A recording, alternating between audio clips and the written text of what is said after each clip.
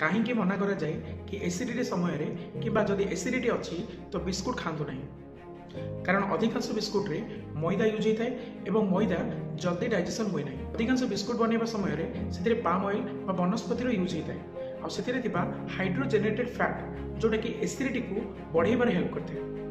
Third, biscuit रे use होता sugar. Biscuit तैयारी समय अधिक मात्रा रे सुगर बा चीनी यूज करें जोटा कि ब्लड रे सुगर लेवल को बढ़ाए एवं शरीर को एसिडिक कंडीशन को आनी था। फोर्थ है केमिकल राइजिंग एजेंट्स जमीक सोडा बा बेकिंग पाउडर। बिस्कुट बनवा समय सोडा बा बेकिंग पाउडर यूज समस्त को प्रायतः जना जोटा कि बॉडी रे एसिडिक कंडीशन को बढ़ाई थाए। तेबे जदि आपनकर जीआरडी, गैस्ट्रिक एसिडिटी किंबा थाइरॉइड अच्छी तो बिस्कुट ठारू दूरे रहा आपन स्वास्थ्य बहुत बढ़िया। बिस्कुट जगह अन्य किसी हेल्थी सब्स्टिट्यूट नियंतु जोटा आपन शरीर को हेल्थीफाई करिवो।